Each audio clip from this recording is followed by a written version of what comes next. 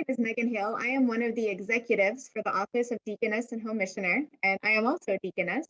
As you'll see on our screen here, this is our agenda for the evening. So we will begin with a brief introduction from me, followed by listening to our three guest speakers, who are Deaconesses Melba, Susan, and Leah, and then time for question and answer, and then ways that you can support financially, and then some closing remarks, and then stay on if you want to participate in the breakout rooms following.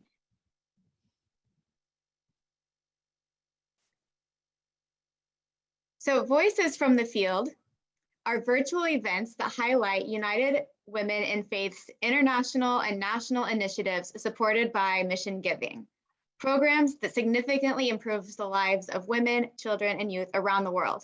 The events feature international and national leaders sharing their work, daily challenges, hopes, and dreams in an interactive format. In this Voices from the Field event, we will be hearing from 3 United Methodist deaconesses in diverse ministry contexts. In the Methodist tradition, deaconesses have a rich history dating back to 1888, when the office of deaconess was first established in the Methodist Episcopal Church. Today, deaconesses and home missioners are lay people who work in a wide variety of vocational ministries of love, justice, and service in fields such as education, healthcare, advocacy, environmental justice, poverty, community organizing, immigration, administration, and more. Your mission giving dollars support the education and training that these deaconesses and home missioners receive, preparing them and equipping them to do the work that God has called them to do. We will begin our presentation with Deaconess Melba McCallum of the North Carolina Conference. Melba is the founder and executive director of Partners in Ministry, a national mission institution of United Women in Faith.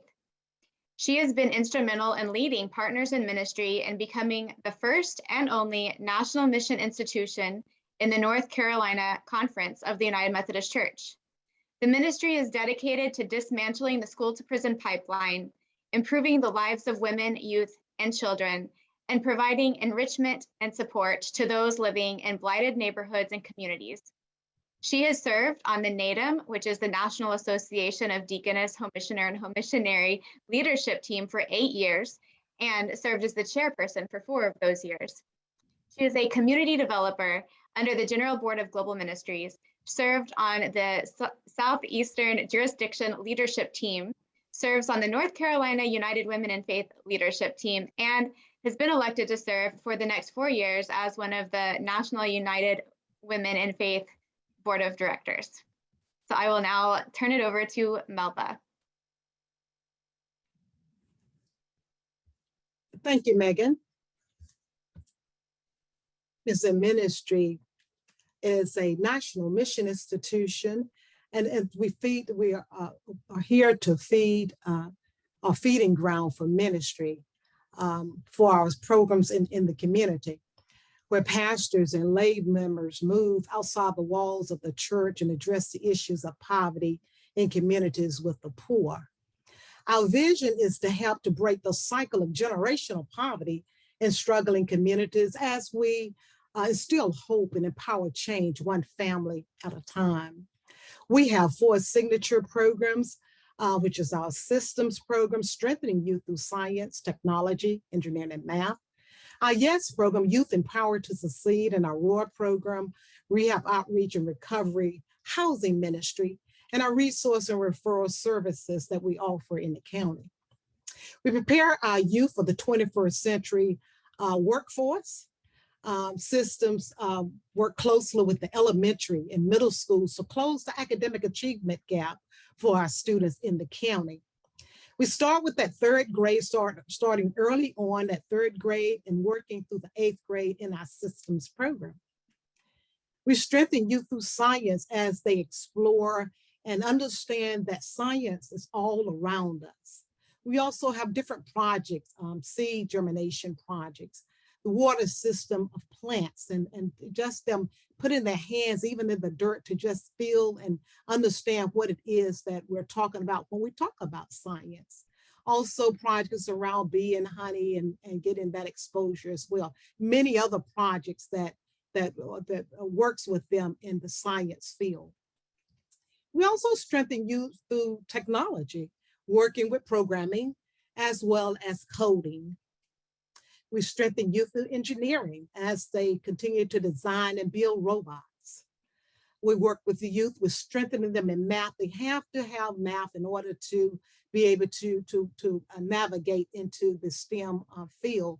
And so we have our mentors as well as our teachers working with them to strengthen their math skills. Yes, program Youth Empowered to Succeed is at 9th grade through ages 24. We provide supportive services to help participants choose 3 career paths, whether they can go to college, move into military, or enter into the workforce. So we're preparing them to be career ready and to graduate on time. And all of these youth have an opportunity to receive paid work experience, paid internship, and we work with businesses and industries to give them an opportunity to work in on-the-job training. And so they move out of these experiences into college and or into unsubsidized employment. We work closely with them with career workshops so they can truly understand that there are a variety of careers there, and for them to make those choices, the choices are there for them. We take them on campuses so that they can, again, talk about careers, but also get exposed to that career, that college life. And then during the summer, we take them to the camps, to the local camps, where they can engage in youth team building. These are some of our proud graduates. They are career ready. And so they're ready to go to work, whether it's a CNA, and this young man decides after he finished college to go on into graduate program in a law program. This young man now is coach at one of our universities. This young man is one of our local policemen. And of course, these folks are working to secure our country. The Rehab Outreach and Recovery Housing Program address issues of housing conditions of our seniors. We provide urgent home repair to prevent families from being displaced from their homes. We have work teams coming from all over the United States. We have partners and volunteers to come in and they work to rehab these homes for our seniors.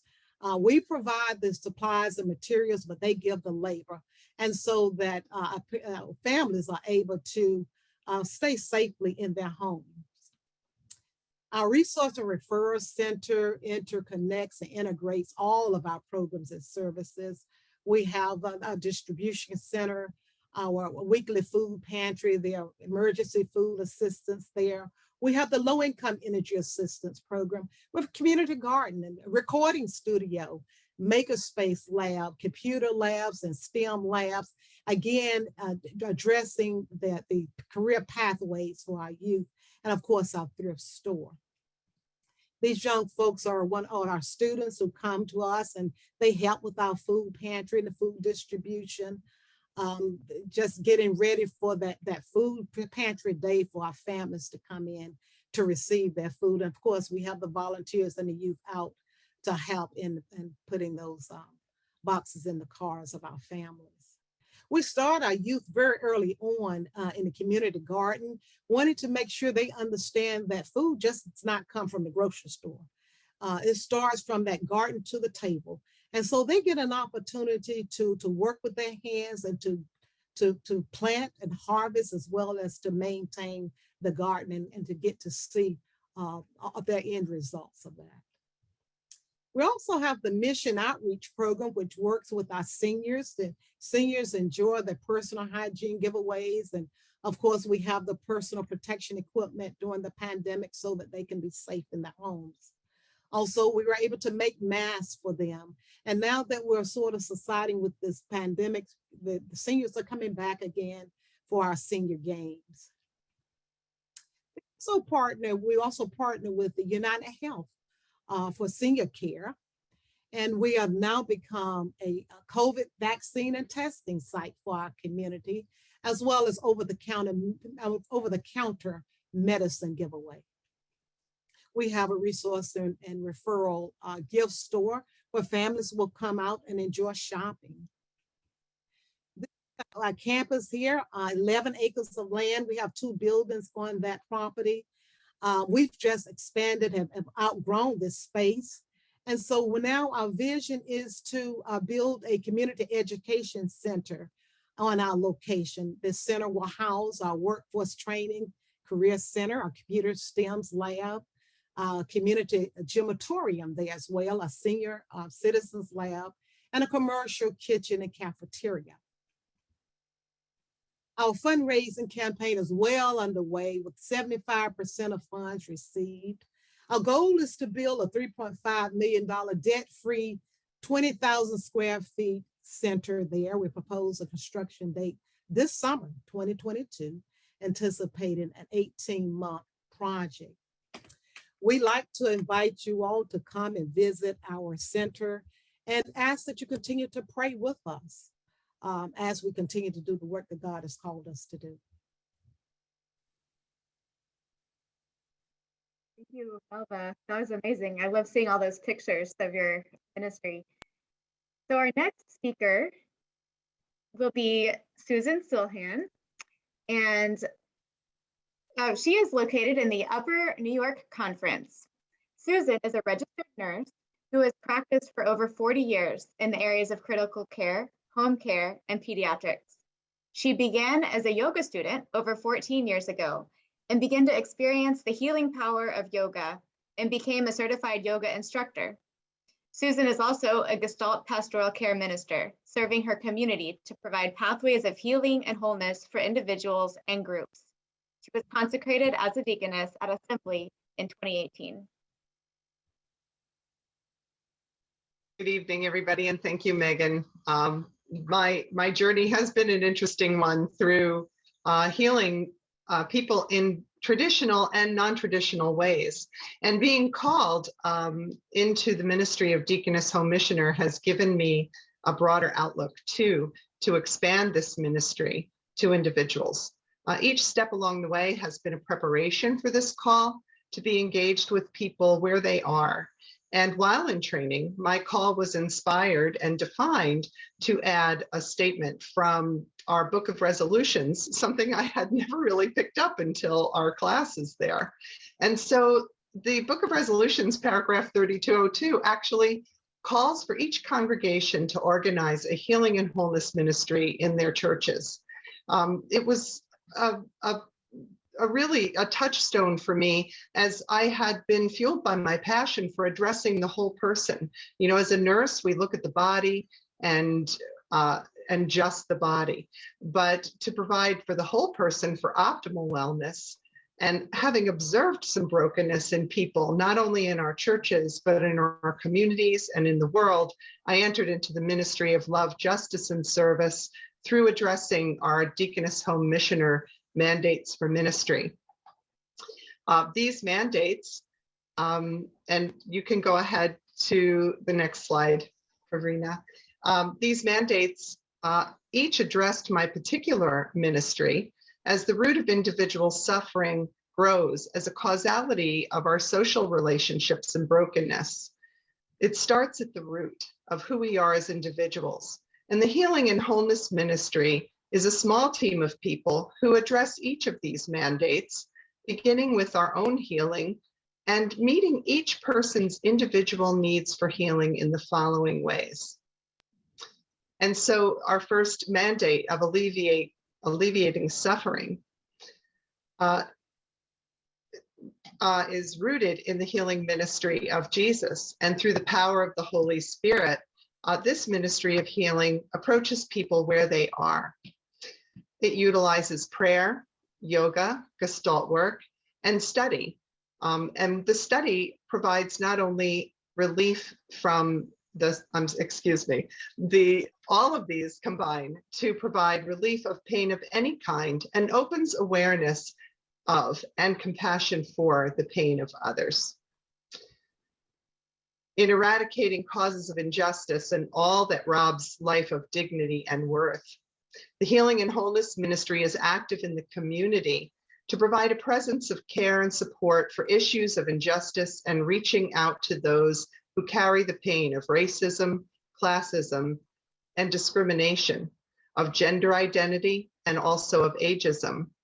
We meet those people in their suffering to provide prayer and time to breathe and time to meditate on their unique belovedness by God. Yoga practice is provided and creates a calm ground for inner work with awareness by movements and multi-system focus on the breath, on body movements, on even what we see and feel around us. It creates a calm ground for this inner work of awareness where we can become quiet.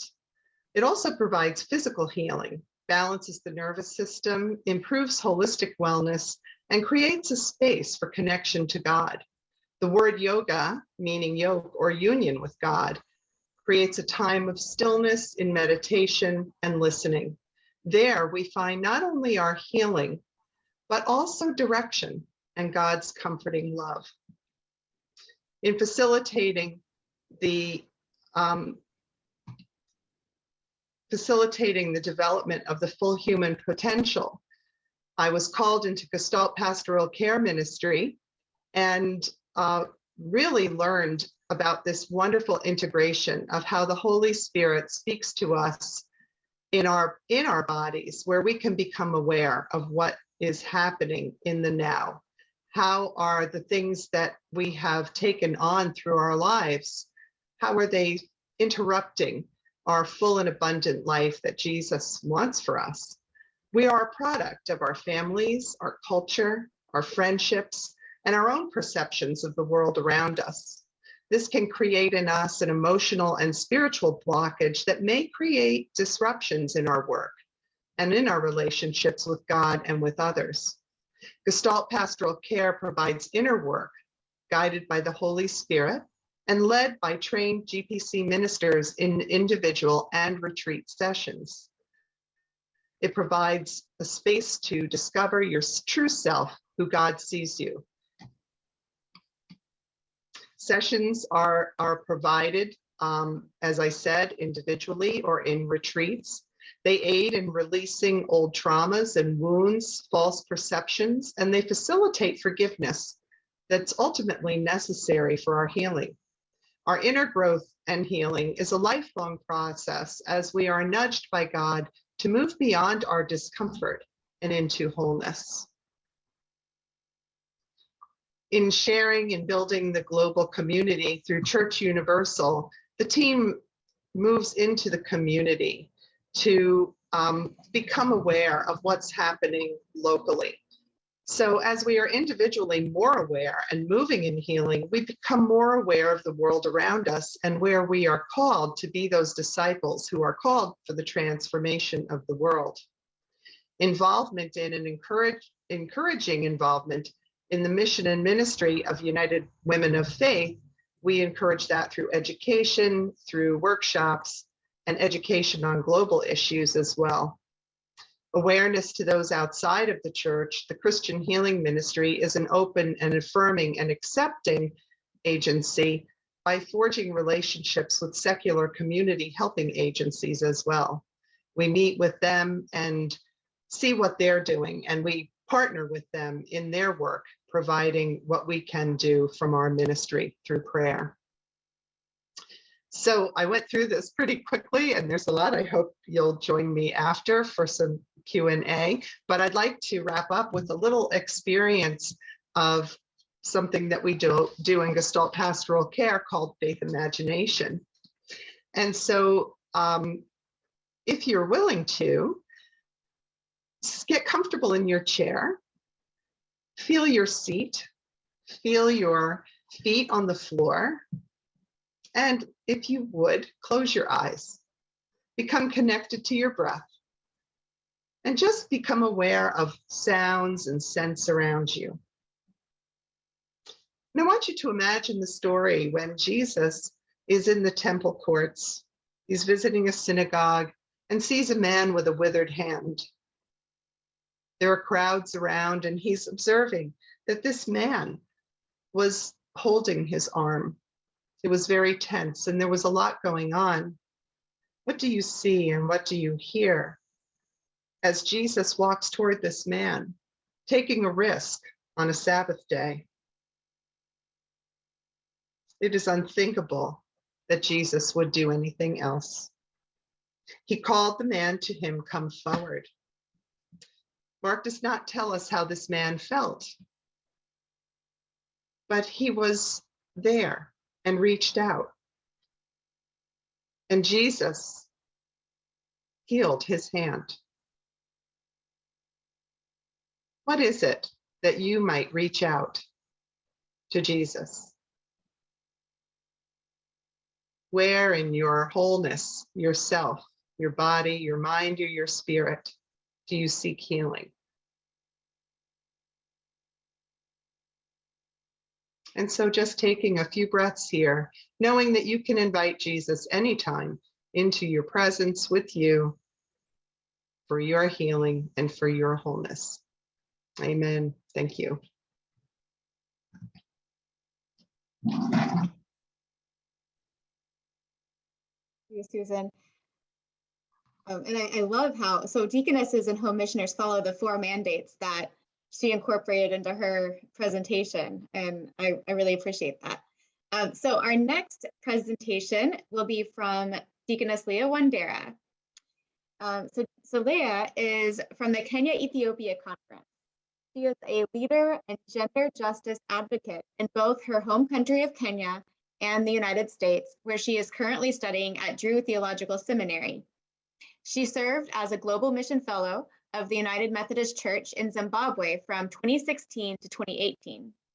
It is while serving in this position that she learned of and began to explore the deaconess relationship. Today, Leah is a leader in the Deaconess Home Missioner movement in Africa. In 2019, Leah founded Wema's Health Foundation, a non-governmental organization located in Kenya, whose mission is to promote healthy living and education among women and girls. Today, we welcome Leah as the first United Methodist Deaconess in Africa, where she serves as the founder and CEO of Wema's Health Foundation.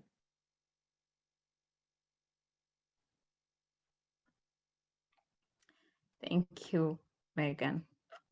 You know, sometimes when you grow up thinking that life is normal, just as things appear to be, daily domestic violence seems normal for women to be beaten. On Sunday, pastor teaches women were created to be submissive. Monday to Friday, girls spend time farming, fetching water and firewood, cooking, taking care of young siblings while boys go to school and get praised as hardworking girls. And it seems normal. On Saturday, a girl becomes a means of survival for the family. She's ushered into adulthood through rites of passage, which is a predecessor to marriage. She's expected to be a wonderful mother and wife. It seems normal. Back to church on Sunday, tears in her eyes telling her story of suffering to her pastor. The pastor reminds her of pain, suffering, and perseverance as what makes her faith stronger. Being silent is a biblical command, and the normalcy is culturally legitimized. This normalcy is what I committed to breaking, because in my life, a woman, United Women in Faith believed in my potential and listened to me when I said my desire is to go to school, my desire is to access medical treatment, my desire is to serve as a deaconess, and it is my desire for all women and girls in Kenya. Our churches are growing very fast. Most members are women and children. I rejoice over these numbers, yet I also worry because I ask myself, what is the justice behind these numbers? When I can't see women represented in leadership. As a woman, I love to worship, I love serving, and more so, I run to God for help when in distress. When I was a victim of abuse, my hope for help was in the church. But sadly, our local churches do not have enough capacity or resources to prevent and end this violence. I believe that conducting gender justice awareness forums, equipping counseling units, and support for women is very important in our churches. It saddens me to read reports of women and girls being abused in the hands of faith leaders, and the institution protects the offender in the name of do not touch the anointed one. Today's International Women's Day theme is break the bias. To achieve gender justice, we must break the bias. I'm glad for our church that are engaging in dialogues to become justice-seeking congregations, learning to be safer sanctuary for women and girls. As the first deaconess in Africa, I'm delighted in the movement's growth. Our 8 more deaconess and home missioners, we love you. And united in faith will break the bias. We keep the movement growing. In Kenya, the maternal mortality rate is relatively high at 362 per 100,000 live births. One of our nurses at Muheto Clinic always tells me, Leah, it is a struggle, especially for some survivors of FGM during labor. We get overwhelmed without necessary equipment and skilled nurses. Some of these cases never get to the hospital. We only hear of the cases later from community volunteer health promoters. I think if all cases were recorded and reported, the rate could be very high.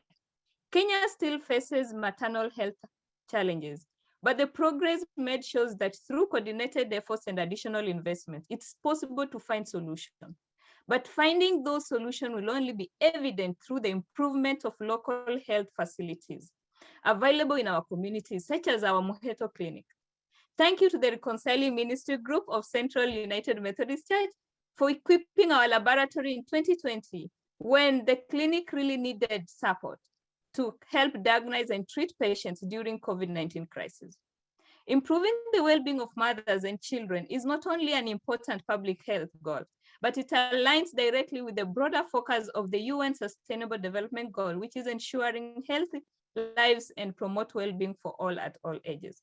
Now, maternal health determines the health of the next generation and can predict future public health challenges for families, communities, and the country's healthcare system. Making the service accessible and affordable is very paramount to us. Our medical retreats that I facilitate creates awareness and focus on encouraging women to seek medical checkup and treatment as soon as possible. It also focuses on facilitating conversations on the emergency, management, and treatment of diseases that most of the time are avoided or not being talked to because are seen as taboo, such as reproductive health, cancer, and HIV/AIDS. But we have to talk about them. After receiving my COVID vaccine booster in November last year, I really wanted to tell my mom about it, but her response was, good for you, because your mother, who is older than you and with pre-existing conditions, has not even received the first dose, yet you already have the third dose? Her response made me realize how privileged I was here in the US to have received my vaccine, while for her in Busia, I had no hope for getting one anytime soon. Not because Kenya had not received any vaccines, but because it was very hard for her to access the vaccine. I imagined her having to walk almost an hour to the nearest clinic and could not deal with the fear of thinking how she might collapse on her way back from the hospital after receiving the vaccine because of walking for long. If this wasn't enough to worry about, she was not even sure if she would find the vaccines available at the center the day she decides to visit. You may have heard in the news that the donated vaccines were expiring in the storages like cases in South Africa. But do you know of the distance between the location of those health facilities or storages and location of people in rural areas, where means of transportation is complex? The vaccines are available but not accessible. Since December last year, I have taken the initiative to reach out to the Ministry of Health in our areas through our local churches and local medical clinics to bring the vaccines to the people and make them available and accessible to the elderly, women, young people who find it difficult to access the vaccines.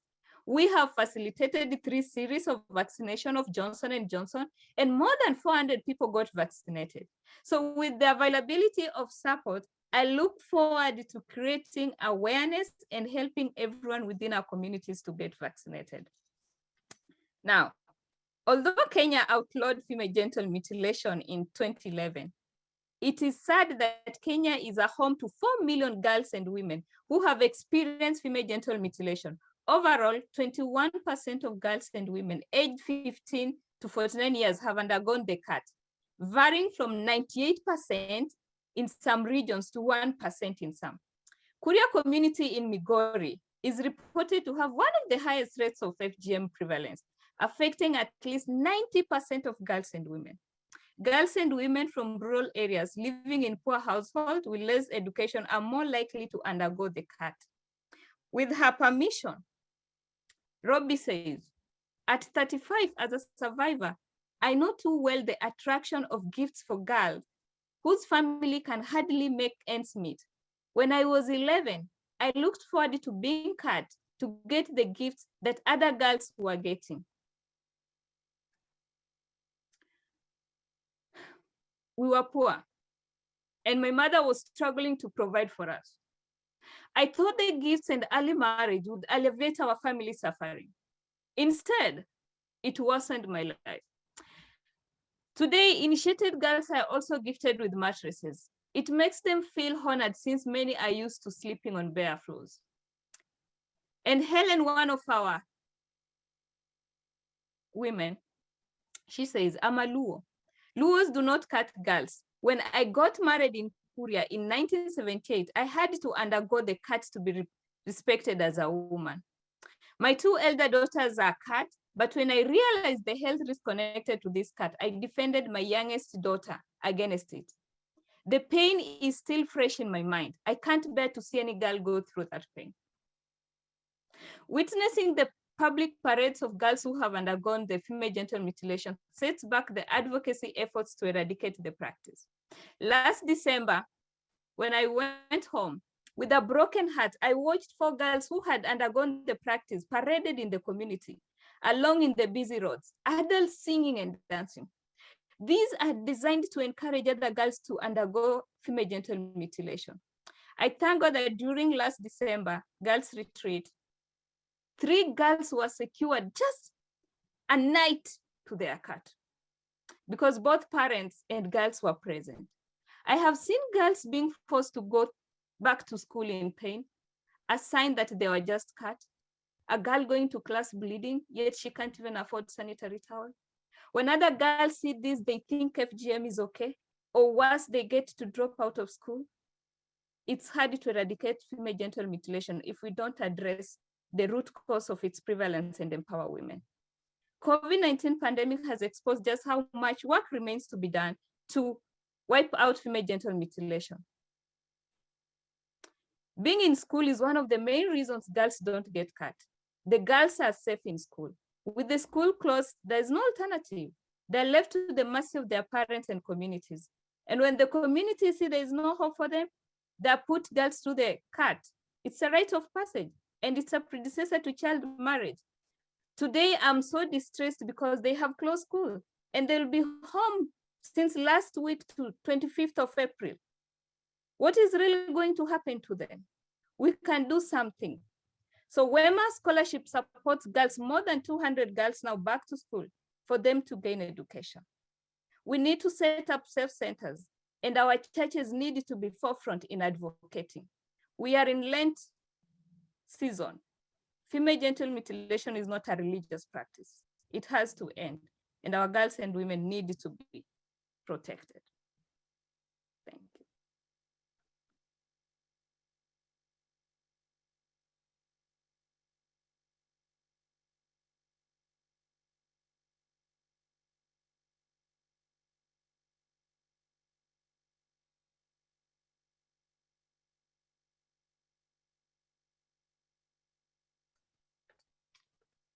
Well, as we really want to thank all of our presenters for being with us and for giving such phenomenal stories of their ministries. We do now have some time for questions and answers. That would be where you put the question in the chat box and I will read it back, and we'll have one of our presenters, whoever this is addressed to, make sure you address it to the presenter. And then we will have a time to answer those. We only have probably about 10 minutes or so to do that. We will have, and please stay on the line, because after the event is over, you can enter an optional breakout room and spend another 20 minutes talking with each of the presenters. So you'll be offered an option which presenter you would like to go into a breakout room with.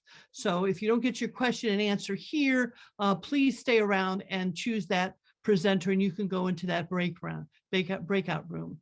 So we do have a question already here in our chat box.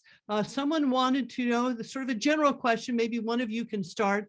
if you would just describe a typical day in your ministry. So who would like to take that on?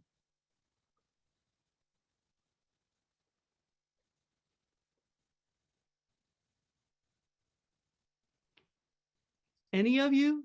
We're all so nice to each other. I'll start quickly. And I'll just start with today. So my typical day is not a typical day.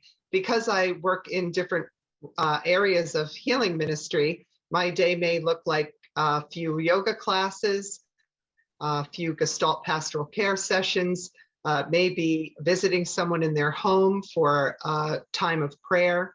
It's also serving sometimes in the church or with the food pantry, being there to pray with people, and also in the church doing healing prayers after communion. So each day is a little bit different for me, which I really love. And I would have to agree, there is no typical day. We pretty much start a day, as a matter of fact, on Mondays, our staff will start out with a devotion, with prayer. Someone will lead that. One of the staff members will lead that, because we're asking God to lead us throughout that week, because we don't know what we're going to encounter during that week. But we have families that may be coming in that may be at a point of being displaced from their homes. And so we want to make sure that we are there serving them and addressing those needs. We have folks that are coming for food and needing food. And so we have to address those needs with our youth, especially during the pandemic. We used a hybrid model, starting out with kids being at home, and then now they're back at the center. So it's just so much. Parents are coming in wanting to service different types of services. We're in a community where there's a lot of poverty. And so we're there just to address those needs. So we have to be mobile. We have to be able to move and react based on those needs. So there's no one particular day where we're doing the same thing. It's pretty much where God plants those folks with us, and we are trying to address those needs as they come into us. I wake up at 3 a.m. That's how my day starts, because 3 a.m. is morning in Kenya. And sometimes I have to wait to be ready to receive a call of, hey, you need to talk to the child service center because we have a girl who just ran away and she's here. Hey, a girl has been chased out of school. We need to pay school fees. So it typically starts at 3 a.m. expecting to receive calls because I'm here in the US in New Jersey. And then it continues with my studies, and it ends with either check-in meetings of the deaconesses and home mission and candidates on how they are doing. But the most that take part of it is knowing how the girls are doing, if they're in school, and keeping in constant conversation with the parents, because some of them, when those girls run away, they really get angry at us, and we really need to have the conversation with them and help them understand why the girl needed to be protected and not go through the cut. And Leah, we had a question that asked, will you be returning to Kenya permanently after you finish your studies? So after I finish my studies, yes or no, as per now, because I have another master's in public health starting in fall.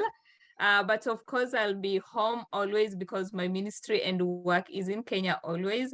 And right now, I'm also helping as a coordinator for African region for deaconess and home missioners. So that means that moving around probably from one country to another in Africa region, I might not be permanently in Kenya, but what I know is that I'll be in Africa. Okay, thank you. Here's a general question, if one of you would like to answer. She said that this Deb Avery in Washington mentioned, we are blessed that each of you responded to God's call for your life and ministry. Did any of you at first resist this call? Good question. I think I can go first with that, because when I was applying to be a deaconess as the first one from Africa, my application took so long, I think because I was the first one. And at one point I was like, maybe God never meant this to be, but one thing I knew that I wanted it to serve as a lay person in lifetime ministry, and that gave me the courage to go for it. But sometimes, especially the resistance from, you are a young woman, you should not be leading. Young single woman who is not supposed to be leading were some of the hindrances that were making me question, God, is this really you calling me? But when I felt it deep down and strongly, I was like, I'm going for it. Let it rain, let it shine. I'm going for it. Melba, I think you started. Yes, yes. I did not hesitate for with the call. I was called early on in my career, professional career, and didn't know what it looked like, but I knew that it was ministry that the God was calling me into. And of course, my pastor and the district superintendent thought it was pastoring, elder. And I said, no, that cannot be it. God wants me to use my hands and my feet, and he wants me to move outside the walls of the community to do the work he's called me to do. So I knew early on, I actually heard it. I heard the voice, the call for me to do the work. So I had no hesitation. Susan, any other different comment or? Well, just briefly that I think I've been called as a progression into this ministry. You know, I was called to be a nurse, and it began early, and I didn't even look at it as a call. It was just where I was led. I was raised in the faith, and it was about caring for people, and so it started there. And then I just felt this nudge from one thing to another in learning and growing about healing and helping people in healing ministry. And I literally received a call from, some of you know, George McLean, because as I was in my Gestalt pastoral care sessions, his wife, Tilda Norberg, was my teacher. As a matter of fact, that meditation was from her book. And he called me based on her saying that I wanted more. And he called me and told me about the Deaconess Home Ministry opportunity, which I knew about from being in United Methodist Women, but I never really thought it was for me. And so I had friends who actually called me along with God. Thank you.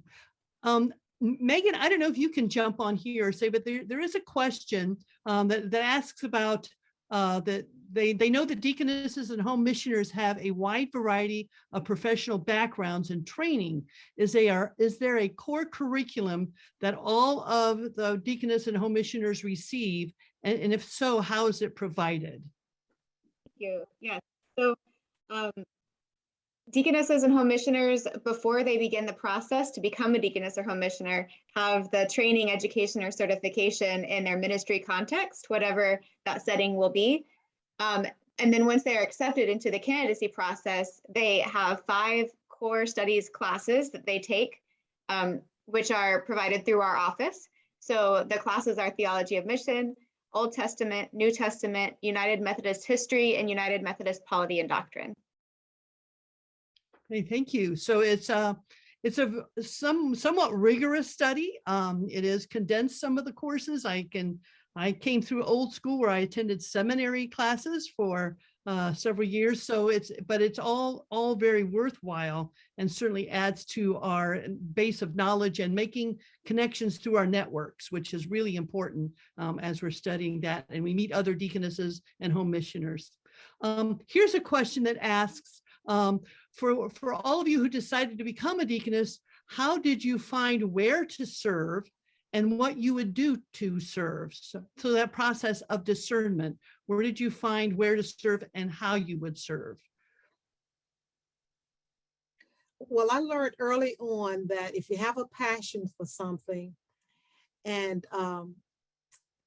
if you feel folks aren't doing it right, or they're not doing it, or they're not as passionate as you are, and if you complain, understand that God has put that passion in you for you to take the wheel and move it. So I knew I was interested in the welfare of others, and I felt like things weren't moving fast enough. And so God says, well, if it's not, then why not you? then you do it. So I learned for a long time ago, never to complain, or never, not unless I want to do the work, don't complain about others, because if it's a passion, then he's calling you to do that work. And so I had a passion for people and a love for people, and those who are hurting and hungry, and those, and God has already told us, Jesus told us that when he comes back in all his glory, he'll ask that you feed, that you clothe, that you do all of that. And I just want to be obedient to the word of God, to say, yes, I fed, and I clothed, and I, those things that Jesus says that he will ask us when he come back. And so this is what we do. And so this is what led me to do the work that I'm doing, is to be the hands and feet of Jesus. Thank you. I think following up with Melba's statement about being the hands and feet of Jesus, is that we are called into the ministry where we are. And that's what I love about Deaconess Home Ministry, because we serve where we are called to serve. And so, as a nurse and a yoga teacher, I had an existing, I called it a ministry. Some people would call it a studio, or the hospital, or the school where I worked. But really, it's what we're trained to do, and we work where we are. And so that's the beauty of it. We're not just serving in a place, though some people do. Some people serve in one place, but we're serving where we're called to serve, and that's the beauty of it. Leah, anything to add? Yeah. Thank you. What I do today as my ministry is part of what I experienced as a young girl growing up in Kenya. I took myself to high school, and I went to school because there are medical mission sisters who are supporting me. But when I finished school, I never got my original certificate. Until today, I've never gone for it. It's a long story for another day. We needed to organize another meeting for that. But when I went to serve as a young missionary in Zimbabwe, I was advocating for gender justice policies. But each and every day in community, I kept on asking myself, these policies that I'm advocating for women to get better payment, for women to get job opportunities, when that day comes and the policy is passed, will we have numbers? Will we have women come take up that? And I realized that young women were dying in the community because of lack of medical treatment. Young women were lacking skills and education. And so I felt like what I was doing was just like plucking the branch instead of uprooting the root cause. And I went back. And so when I became a deaconess, I was like, how can I address the root cause of the problem that we are talking about? And that's why I always focus on the healthy living and education for girls, because I know as we take care of them, tomorrow when those bills are passed, we will have those women, bold women, to step up and take up those chances. All right, thank you. We have to stop for now, but I just want to let everyone know you can join in with one of these presenters at the end of it. We just have about 5 more minutes, but at the end, we can just all go into breakout rooms with them. So please keep your questions. There's been several more we couldn't get to. I do want to quickly answer 2 of them, though. The contact information for our speakers, I will put their emails in a chat, but they're also in the daily prayer guide, so you can get their emails out of here to contact them. And the difference between deaconesses and home missioners: deaconesses are lay women, home missioners are lay men. So that is, it's the only space in our denomination right now with our current book of discipline where this is a lay calling into lay work. So right now, things are always changing, but we wanted to make sure, as far as being a particular denomination, we are now, as of right now, at this very moment, affiliated with United Methodist Church. From the time on for that. So we will have to stop. I do want to introduce Betty Gibbons, and Betty is on staff as well. And she is going to give us a reminder about mission giving and give us any other quick announcements around United Women in Faith. Betty? Thank you, Marcia. What a wonderful gift to hear from our deaconess and home missionary community. I know we are all inspired and grateful to hear about their ministries of love, justice, and service throughout the country. The training of our deaconess and home missionaries is funded by our mission giving as members of United Women in Faith. Through these gifts, each of us have a direct impact on the lives of women, children, and youth services through these ministries and countless others. You can support this work by making a gift right now. Simply use the link on your screen to go to the giving page and make your gift. A direct link is also posted in the comments. On the giving page, you will have the opportunity to credit your unit, district, and conference with your gift. Our undesignated gift through mission giving are used where they are needed most. We thank you for your generous gifts. They are more important than ever. Thank you so much.